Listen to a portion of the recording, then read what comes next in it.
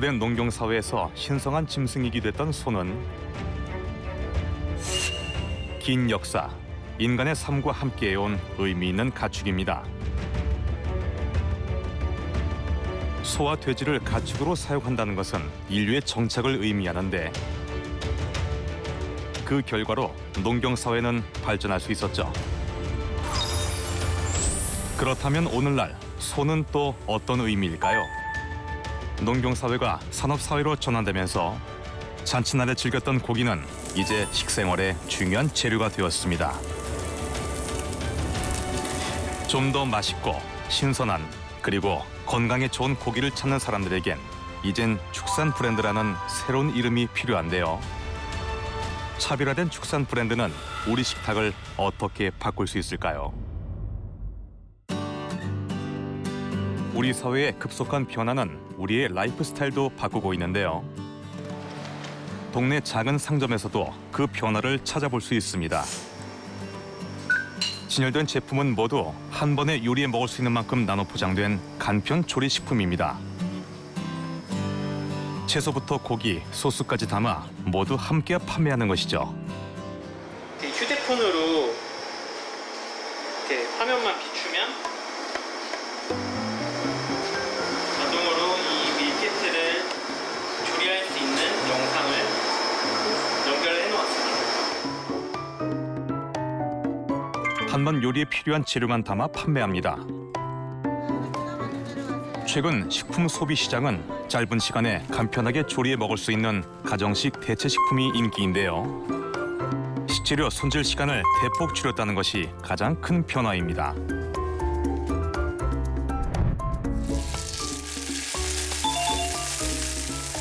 이미 재료가 손질돼 포장 판매하는 제품이기 때문에 내용물을 꺼내 간단하게 조리하면 바로 먹을 수 있는 장점이 있습니다.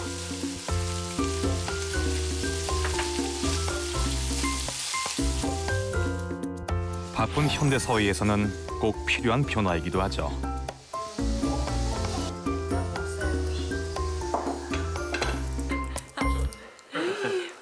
맛이 어때? 맛있어. 얼만큼? 그러면 많이 맛있어? 꼭꼭 씹어. 최근 코로나19로 이런 가정 간편식이 큰 사랑을 받게 된 것인데요. 1인 가구나 맞벌이 가구의 증가와 여성 경제활동 증가 역시 가정 간편식 시장을 급격히 성장시키는 주요 원인이 됩니다. 이런 소비 변화는 곧 산업의 변화로 이어지는데요. 과거 김치찌개집을 운영했다는 박병진 씨는 최근 밀키트 사업에 뛰어들었다고 합니다. 소비 트렌드에 맞춘 변화였죠. 고기를 맞게 자르면 이제 그램수에 맞게 고기를 작업을 합니다. 한 끼 식사량에 맞춰 고기 재료를 정리하는 것인데요.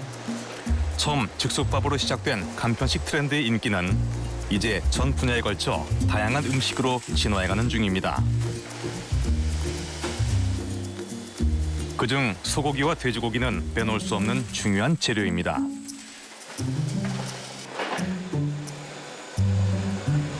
여기가 외부 공간인데 여기가 이제 원육을 보관하는 창고입니다. 밀키트에 담길 고기 품질이 요리의 맛을 좌우하기 때문에 무조건 브랜드 고기를 선택한다는데요. 브랜드 육을 사용하는 이유는 그 도축 과정이나 먹는 사료, 그다음에 돼지의 어떤 엄마 돼지와 아빠 돼지의 어떤 그런 종 같은 것도 다 관리를 해주거든요. 그렇다면 축산 품종의 역사는 어디서 시작됐을까요? 소고기로 유명한 지역 중에 빼놓을 수 없는 곳, 바로 횡성입니다. 열흘에 한 번 새벽 5시가 되면 횡성군 전역에서 소를 실은 차들이 모여드는데요. 이곳이 바로 조선시대부터 최대의 한우 시장을 갖췄다는 횡성 우시장입니다. 해서 체중을 일단 다뤄야 됩니다. 체중을. 그래서 체중에 대해서 이제 단가가 결정돼서 이제 소값이 결정되니까 상당히 중요한 부분이죠. 그래서 소가 이제 경매장에 들어오면서 체중 다는 어떤 그런 절차를 지금 하고 있는 거예요. 가자! 접근성이 좋은 지리적 이점 때문에 과거 전국 최대의 우시장으로 손꼽혔다는데요. 이제는 오직 횡성군 내 축산 조합원들만 참여가 가능한 폐쇄형 경매로 모습이 바뀌었다고 합니다. 오늘의 거래 대상은 송아지인데요. 대기실에서 평가를 기다리는 중입니다. 석분 3번 545kg 6개월 106개월. 이렇게 전문위원회 평가를 받게 되는데요. 소 상태를 관찰하며 경매 시작 가격을 기입합니다. 505kg 4개월 53개월.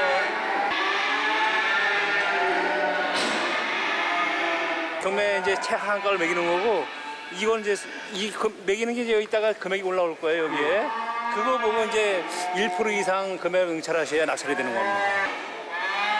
그렇다면 어떤 소가 비싼 가격을 받을 수 있을까요?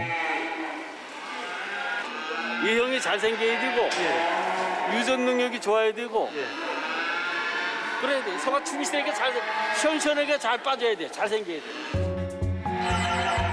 전문가가 표시해둔 기준 금액을 보고 경매 가격을 정하는 사람들.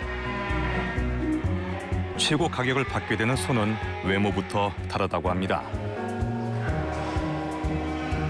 그런데 오늘은 좀 한산해 보이는데요.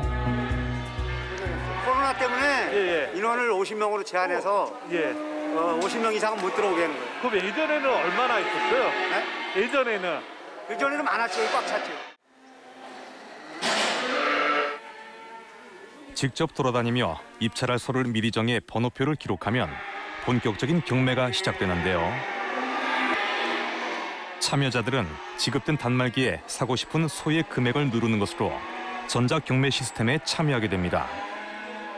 번호를 누르면은 여기 떠요, 여기서. 지금 뜨면은 이제 여기다가 자기가 얼마 쓸 건지 입력을 하는 거예요.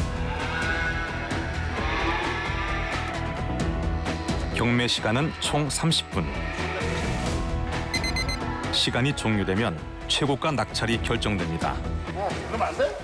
여기 뭐 하는 곳이에요? 여기 예.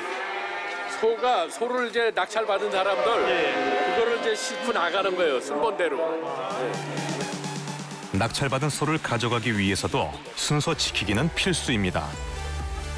한우를 통해 횡성이라는 지역 이름이 이미 브랜드가 되어버린 이곳에서는 오늘도 최고 품질의 소 매매가 이루어진 것입니다.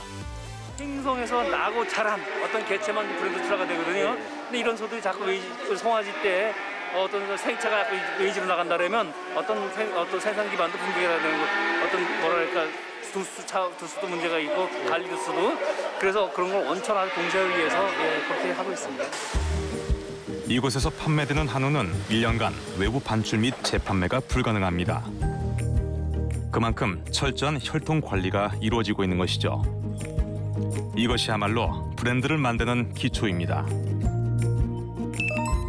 횡성 한우의 경우 출생 전부터 혈통 사양 관리를 시작해 먹는 것은 물론 환경까지 동일한 관리를 받습니다. 횡성에서 한우 축사를 만나는 건 어려운 일이 아닌데요. 이곳 축사에서는 횡성 한우를 어떻게 관리하고 있는지 직접 알아보기로 했습니다. 먼저 관심 있게 볼 것은 바로 이 먹이입니다.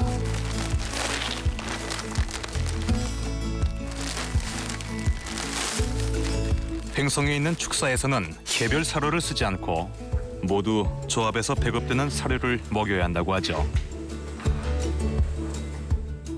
오로지 행성에 있는 소만 관리하고 어려서부터 출하할 때까지 철저한 관리, 이 혈통 관리를 하고 행성 한우는 검증이 돼 있잖아요.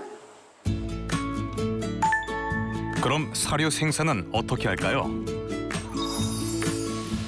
소의 영양소 요구량에 맞춰 개발되었다는 이 사료는 소가 하루 동안에 필요로 하는 사양 관리 표준을 기준으로 생산되었는데요.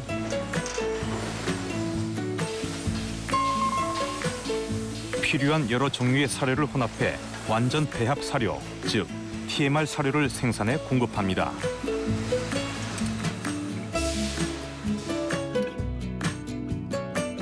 다음으로 중요한 과정은 유통입니다.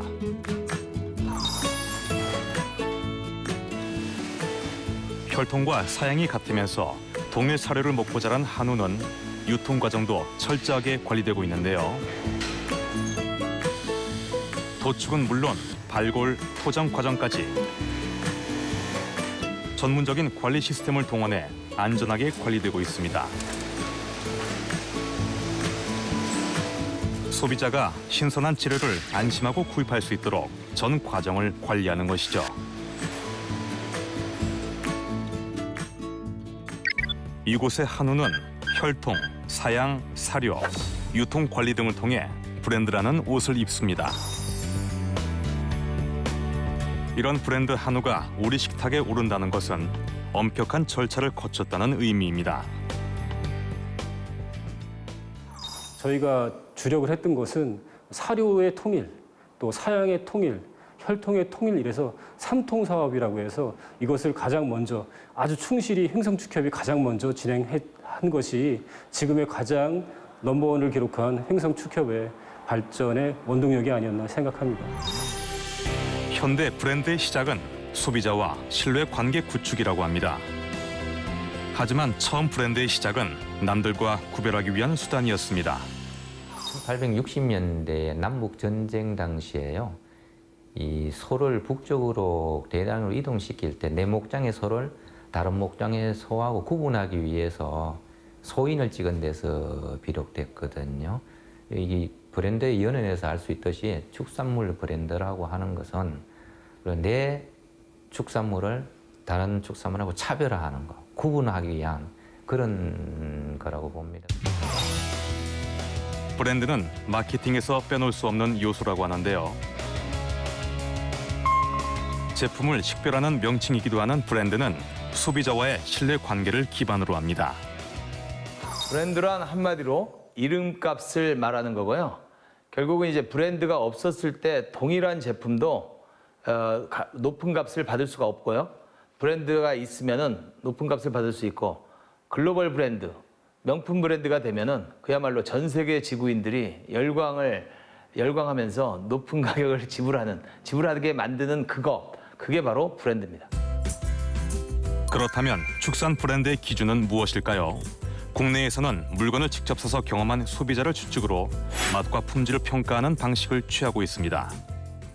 소비자 측면에서의 어떤 동기부여, 사업자들이 본인들이 만들어내는 어떤 축산물이라고 하는 제품을 조금 더 좋게 그리고 조금 더 저렴하게 조금 더 차별화될 수 있는 어떤 제품을 만들어낼 수 있는 동기부여를 좀 해주자. 그러면 우리가 뭘 할 수 있을까라고 했을 때 소비자 측면에서 뭔가 이렇게 인증을 해주고 평가를 해주고 우리가 좀 더 많이 돋보이게끔 해주면 농가에서 많은 동기부여가 되지 않을까라는 생각을 하게 됐고 그런 차원에서 우수축산물 브랜드 인증 사업을 시작했습니다. 심사 기준은 공급 관리에서부터 품질, 브랜드, 위생 관리까지 전 분야에 걸쳐 평가하게 됩니다. 그렇게 탄생한 우수 축산물 브랜드가 소비자의 신뢰를 얻게 되는 것이죠. 그렇다면 우수 축산 브랜드로 성장하기 위해 갖춰야 할 조건은 무엇일까요?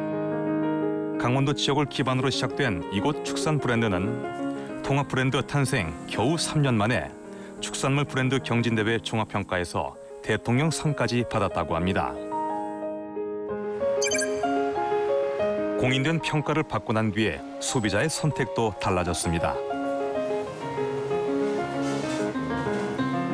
이름만 보고 구매하는 사람들이 늘어난 것이죠. 믿음스러워하셔야 저희가 축협 전문 매장이다 보니까 거기 이제 신뢰도가 높아서 고객들의 호응이 아주 좋아요. 다른 사람도 아닌 소비자에게 좋은 평가를 받았다는 것은 구매력을 높이는 아주 중요한 동기가 됩니다. 비슷한 제품이 진열되어 있지만 아무래도 브랜드에 손이 가기 마련이죠. 브랜드 보고 많이 고르는 편이에요. 브랜드를 보시는 이유가 있나요? 아무래도 믿음이 더 가니까.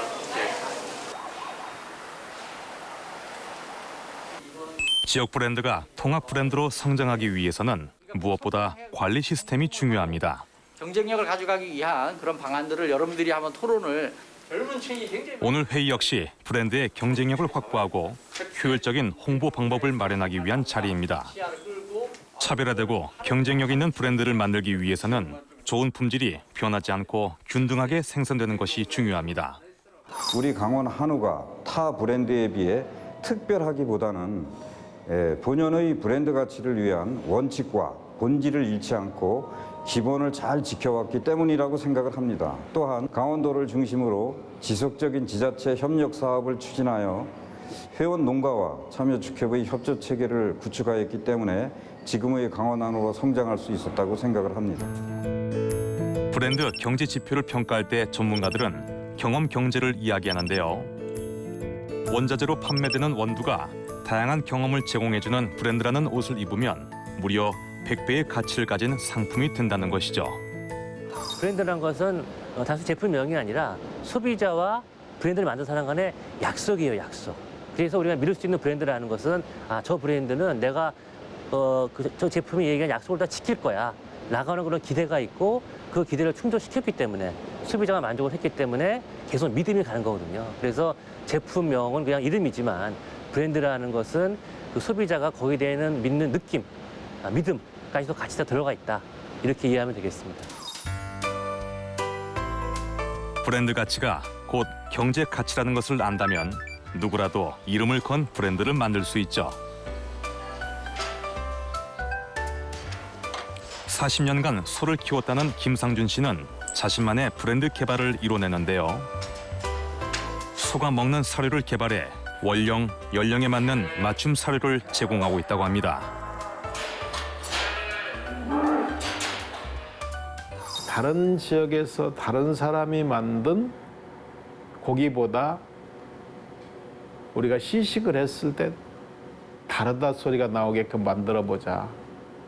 그래서 이제 소가 노는 환경부터 먹는 물, 먹는 사료 이거를 전부 다를 180도 바꾼 거죠. 그의 선택은 무엇이었을까요?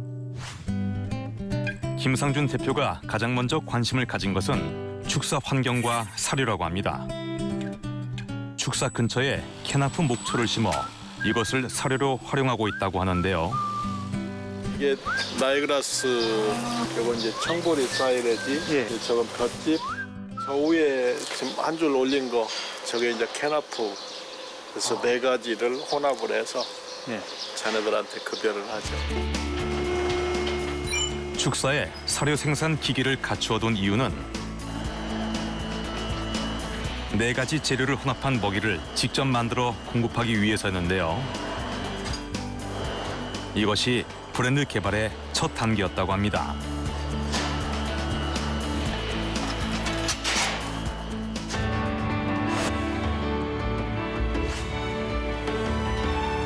또한 물통에도 그만의 철학이 담겨 있다고 하는데요.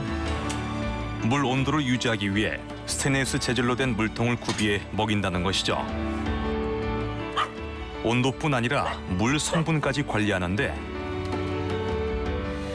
지하수에서 질소를 제거하는 정수 과정을 거친다고 합니다. 좋은 물을 먹여야 한다는 원칙 때문이죠. 물이 안 좋으면 농장의 생산성이 안 올라가요.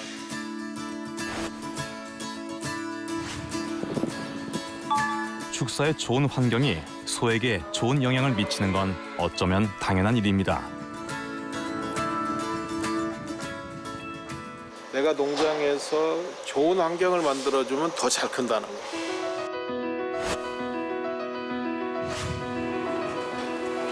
브랜드를 지키기 위해서는 무엇보다 철저한 생산 관리가 필요한데요. 외부에서 사들이는 송아지 없이 모두 자체 생산으로 진행되는 만큼 관리할 것도 많습니다. 송아지가 뿔이 나기 전에 중요한 과정을 거친다고 하는데 암송아지는 물론 수송아지까지 뿔 제거를 진행하게 됩니다.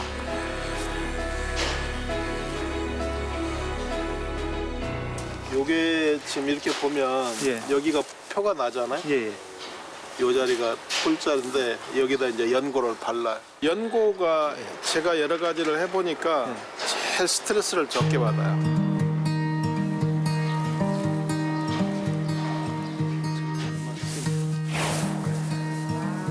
집단 생활을 하는 소의 경우 뿔을 제거하는 것이 서열 싸움을 미리 막는 효과가 있습니다.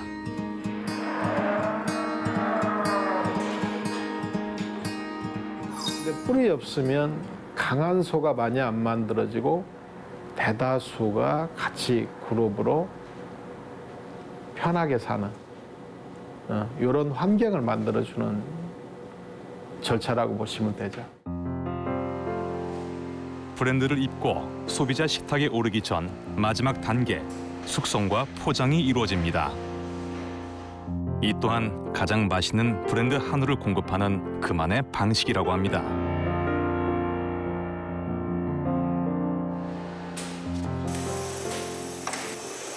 이게 이제 포장이 되는 이 안에 이제 산소하고 탄산, 가스하고 주입을 합니다. 여기에 브랜드 가치를 담은 라벨을 붙이면 다른 고기와는 비교할 수 없는 특별한 고기가 되는 것이죠. 송아지 그 자체가 브랜드다. 그래서 어느 지역에서 생산을 하든 자기들이 그 송아지를 계속적으로 똑같은 방법으로 생산하다 보면 거기에서 좋은 계통을 찾고 또 그 계통을 계속 늘려가면 결과적으로 그 지역에 알맞는 그 브랜드를 생산하는 송아지를 생산할 거 아니냐. 그것이 그 지역의 소비자가 원하는 그 브랜드가 된다고 하면 그 브랜드는 나는 그 우리 민족과 또 우리 역사와 같이 계속 살아남지 않겠느냐. 우리 민족과 우리 역사와 같이 살아남을 우리 축산 브랜드. 이 브랜드를 세계적인 브랜드로 성장시키기 위해서는 무엇이 필요할까요?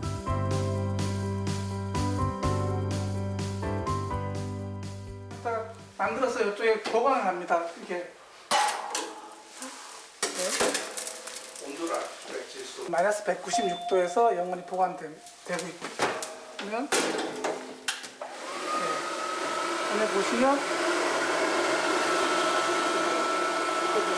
정액들을 만들어서 각각의 이제 종목 번호별로 정액이 다 보관되어 있습니다. 이곳 축산기술연구소에서는 한우의 유전적 다양성을 확보하여 강원형 한우 모델을 개발하는 것이 중요한 취지라고 합니다.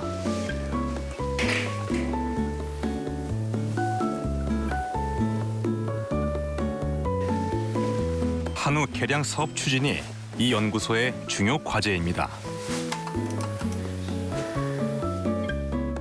이렇게 다 살아 있어야지만 이것들이 인공 수정을 했을 때 저희들이 다 수정이 되는 거죠. 그래서 이제 좋은 후손이 태어나게 됩니다.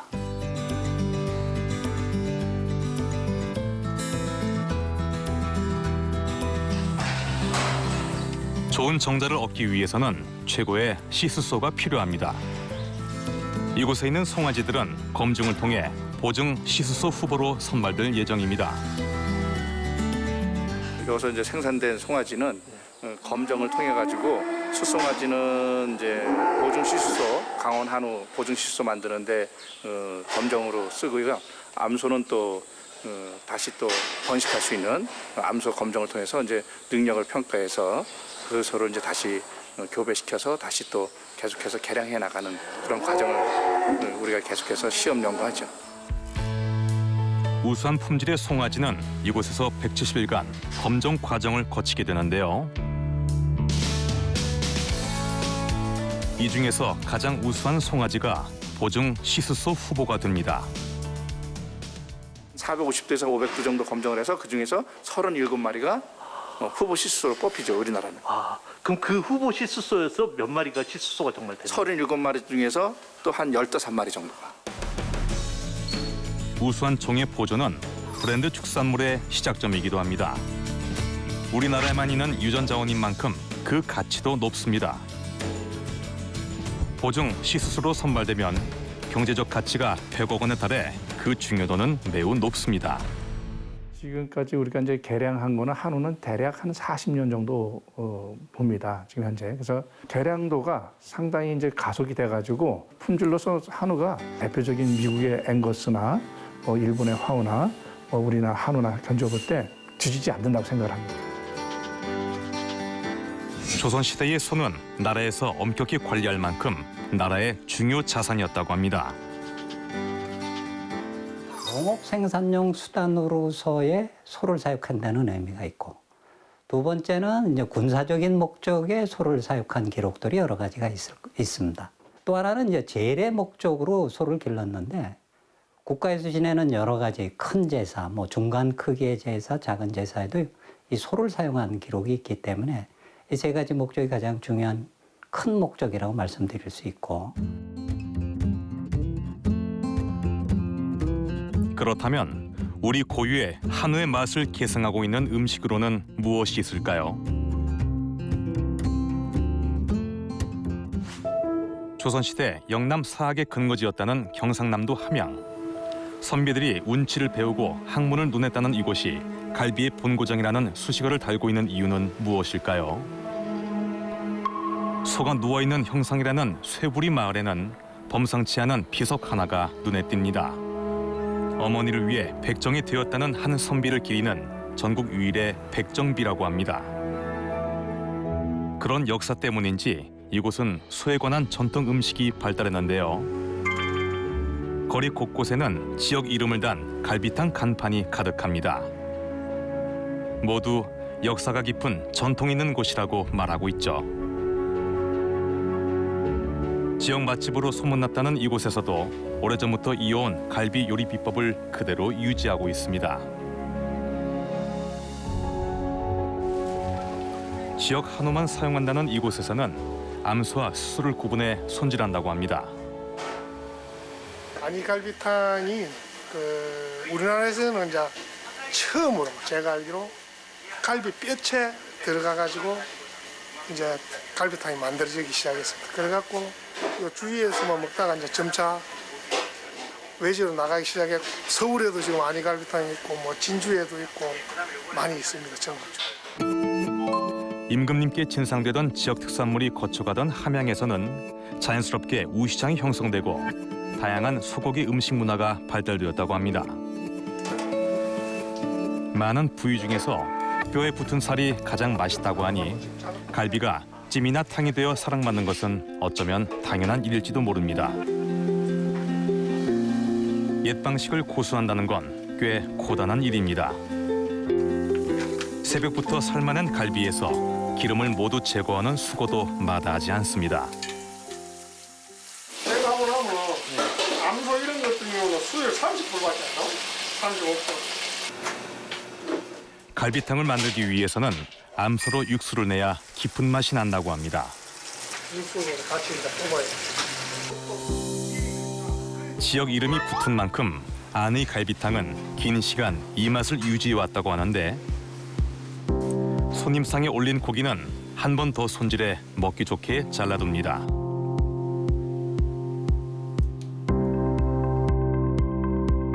뜨끈한 뚝배기에 준비된 고기와 육수만 넣어도 일품 요리가 완성됩니다.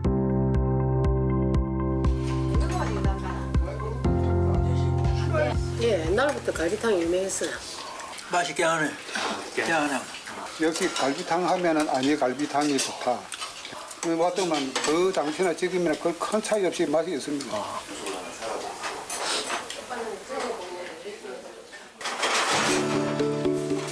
과거 부유 계층을 대표하는 요리였던 갈비찜은 귀한 손님을 대접하는 자리에 빼놓을 수 없는 요리였는데요. 명절이나 잔치 밥상에서 필수 음식이 되었습니다. 간도 적당해서 딱 자르기 딱 좋은 음식이라서 보내줘야 되는데. 그렇다면 긴 역사 속에서 소고기 요리는 어떻게 변해왔을까요? 파프리카와 브로콜리를 썰고 한우를 먹기 좋은 크기로 손질해 버터에 넣어 익히는 스테이크 요리.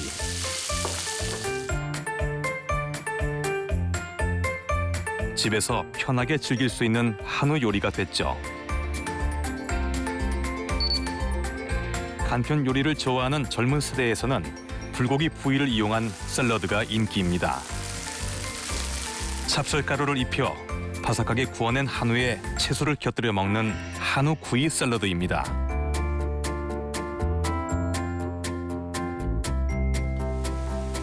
반찬처럼 즐기는 한우 요리로는 치즈 그라탕도 있는데요. 잘게 썬 한우를 버섯과 볶아 토마토 소스에 버무려 끓여내는데 여기에 치즈를 얹어 요리를 완성합니다.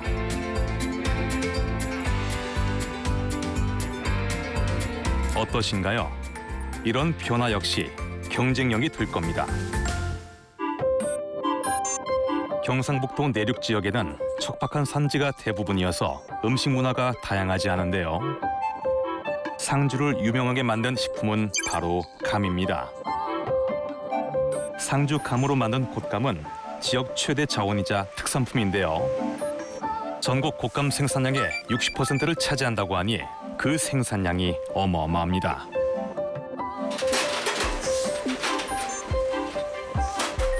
기계화된 농장에서 생산되는 곶감은 먼저 크기에 따라 분류하게 되는데요.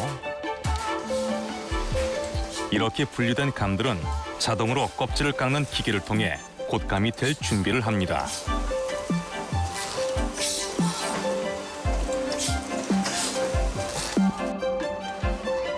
고운 속살을 드러낸 감은 이제 건조 작업을 거쳐 전통 음식인 곶감이 될 것인데요. 여기에 문제가 하나 있습니다. 곶감 생산을 위해 벗겨내는 감 껍질. 이 감 껍질을 모두 버려야 한다는 것인데요. 만약 이것을 축산 브랜드와 결합한다면 어떤 결과가 나올까요? 예전에는 버리는 경우가 되게 많았습니다. 그런데 저희가 이 감이 되게 좋다는 그거를 착안해서 버리긴 아깝고 그러니까 이게 감 원료를 가지고 사료 만드는 데 쓰거든요.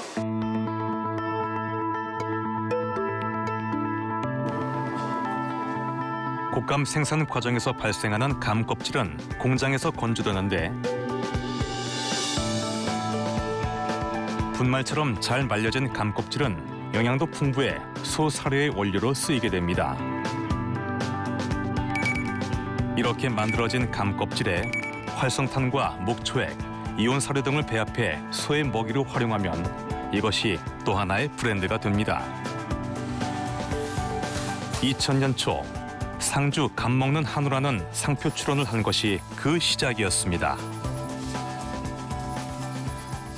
감 껍질을 건조를 했던 걸 이제 우리 경북지사 안동공장을 보내서 거기서 세제를 해가지고 우리 배합사회에 이제 실험된 실증 시험했는 걸로 해서 정확한 비율로 넣어서 우리 육성기 또 비육정기 후기 이렇게 해서 세 단계 구분해서 사료를 막 공급하는 철저히 이제 단계별 사양을 하고 있습니다.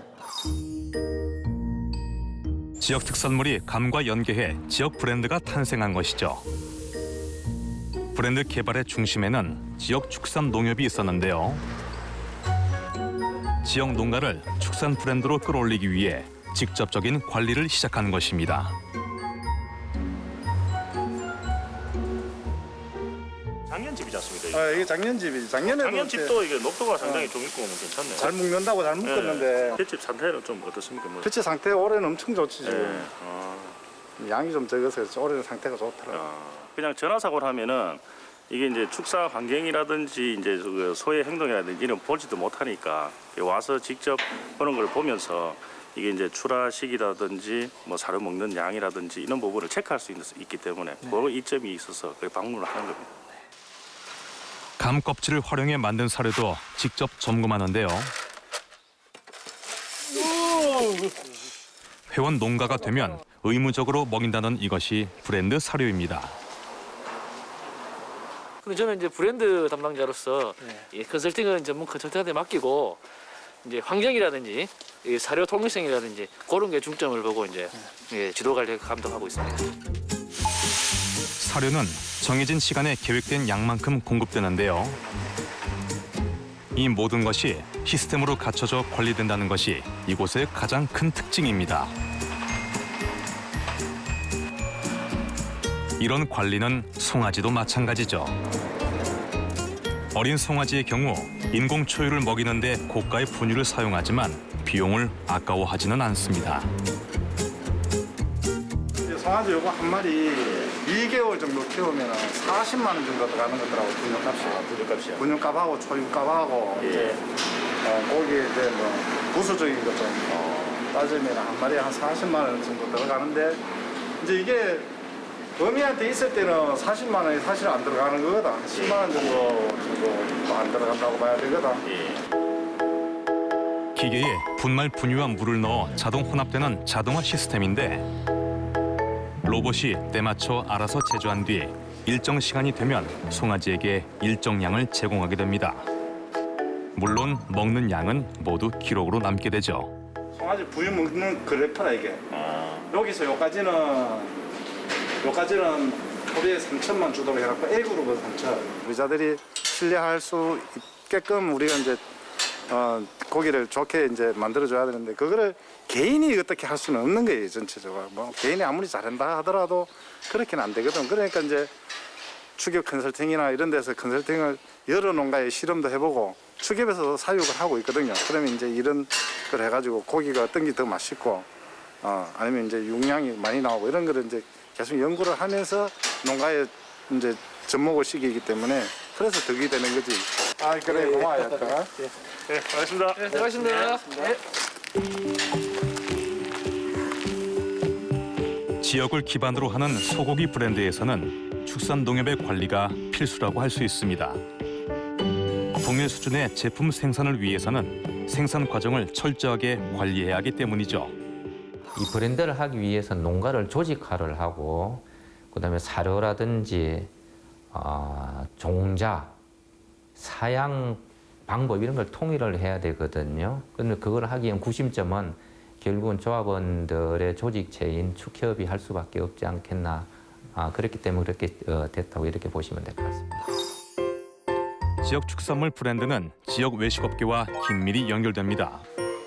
새로운 관광 상품이 된 상주의 한우 테마파크는 평일에도 붐비는 사람들로 가득한데요. 짧게는 1, 20분, 길게는 1시간 운전해 이곳을 찾는다는 단골 손님입니다. 한우 갈비탕. 한우탕. 예. 최고. 아무데 그런 거 없어요. 아, 그래요? 예. 매일 새벽부터 손님 맞을 준비를 한다는 이곳에서는 200명이 함께 먹을 수 있는 갈비탕을 빠르게 준비합니다. 고기가요, 막 한우고요, 기름수고요, 고기가 쫀득하고 맛이 참 좋아요. 이제는 상주의 자부심이 되었다는 이곳은 지역 축산물 브랜드인 한우를 이용해 맛을 인정받아 인기를 끌게 된 것입니다.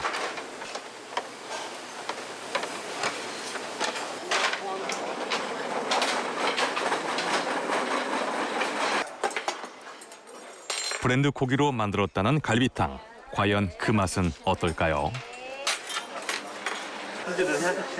그래요? 근데 주말에는 번호표 받아야 돼요.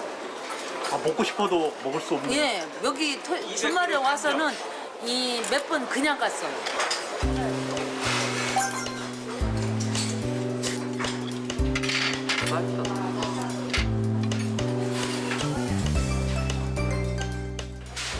여기 파는 것도 비싼데 먹어보면 그만큼 맛있어요. 그 맛에 이미 식당은 사람들로 가득합니다. 결국 좋은 축산물 브랜드는 사람들에게 맛으로 인정받아야 합니다. 언제 먹어도 변하지 않을 맛을 유지할 것이라는 기대. 그것이 브랜드를 지키는 힘이 될 것입니다. 정말 지금은 이제 두수도 대한민국이 제일 많지만 이제 두수만 가지고 우리 경쟁력을 가질 때는 아니다. 결국은 이제 품질, 고급육 생산해서 정말 소비자가 원하는 필요로 하는 이런 이제 소고기 생산, 이제 저지방 쪽으로 좀 가야 되지 않겠나. 우리 이제 국민의 건강하고 밀접한 소위 말하는 웰빙육 이쪽으로 맛보다는 그 신선도 내지는 그런 국민의 건강을 생각하는 브랜드로 지속적으로 발전시켜야 되지 않겠나 하는 그런 생각을 가지고 있습니다. 코로나 바이러스로 팬데믹 상황에 놓인 요즘 브랜드 축산물은 또 다른 가치를 갖게 되었습니다. 매장에 나와 직접 물건을 보고 고르던 쇼핑 방식을 벗어난 새로운 트렌드가 생겨났다는 것인데요. 오프라인 장바구니 대신 온라인으로 식자재를 구입하는 사람들이 늘면서 소위 언택트, 비대면 마케팅이 인기를 끌고 있습니다. 이런 소비 패턴이 늘어나면서 브랜드 가치와 중요도는 더욱 높아졌습니다. 실제 일상에서는 어떤 변화가 있는지 한번 확인해 볼까요? 40대 주부 박경희 씨는 시장에 가지 않고 온라인으로 물건을 골라 식자재를 구매하고 있습니다. 이렇게 결제가 끝나면 간편식을 생산하는 밀키트 공장에서 믿을 만한 브랜드 축산물을 주재료로 간편한 요리 키트가 만들어지는 것인데요. 필요한 재료가 적당량 채워진 밀키트는 내용물 그대로 포장되어 소비자에게 배달됩니다.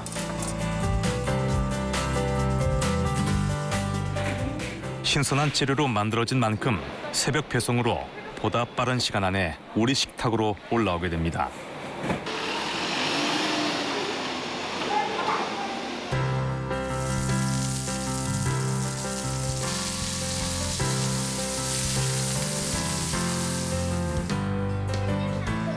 구매하고 손질하는 시간을 줄여준 간편식은 바쁜 현대인들에게 큰 사랑을 받고 있는데요. 여기서 중요한 건 역시 브랜드입니다. 눈으로 직접 보고 살 수 없으니까 브랜드를 선호하죠. 일단 브랜드는 품질이 균일하고 믿을 수 있으니까요.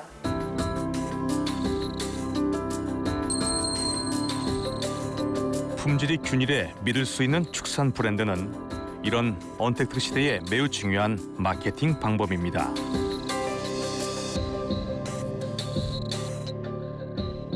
언택의 시대로 됐다는 거는 언택이라는 게 이제 집콕 이코노미라고 하는 집에서 주로 재택근무라든지 뭐 홈트라든지 집에서 많은 활동을 이전보다 하다 보니까 그리고 이제 사교적인 모임이나 모임이 줄다 보니까 아무래도 혼자 먹게 되는 경우도 많아지고 그래서 음식에 대한 어떤 더 친근성이 더 높아지는 그런 계기가 됐다라고.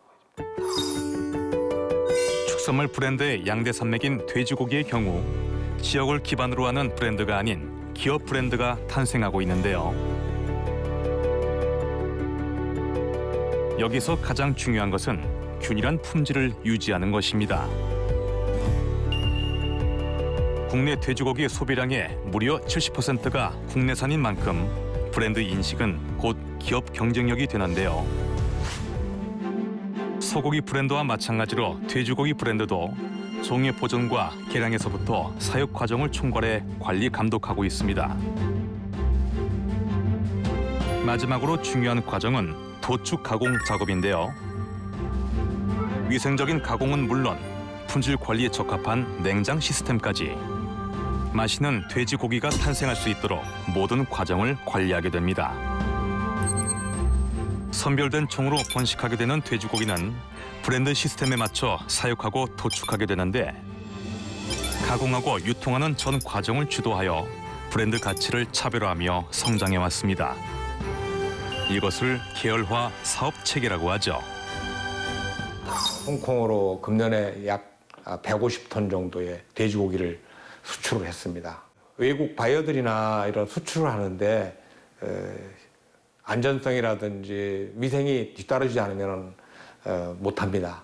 저희는 그런 거를 다 충분히 다 갖추고 있기 때문에 다 바이어들도 굉장히 좋아하고요. 우리 민족의 긴 역사 속에서 개량되고 발전해온 우리 소고기. 이제는 한우라는 이름이 브랜드가 되어 세계인의 사랑을 받는 날이 오기를 기대해 봅니다. 일본에 저희들이 뭐 화우를 많이 얘기를 하는데 화우에 비해서도 품질이라든지 이런 면에서는 별거 뒤지지 않습니다. 단지 저희들이 세계 속의 한우로 자리매김하기 위해서는 가격 면에서 좀 저희들이 좀 원가 절감에 조금 신경 쓸 부분이 있다고 보고요. 대외적인 수출 활동이나 수출 마케팅 이런 거를 더 지금보다 조금 더 활성화할 필요가 있다 그렇게 생각을 합니다. 달라지는 소비 패턴 속에서도 우리 축산물을 선택하는 사람들이 있습니다. 그들은 그저 우리 소고기, 우리 돼지고기라는 이유로 제품을 믿고 구매하는 것인데요. 이런 우리 축산물 브랜드로 만든 요리가 세계에서 경쟁력을 갖출 때까지 우리 축산물 브랜드는 지속적인 발전을 거듭해 갈 것입니다.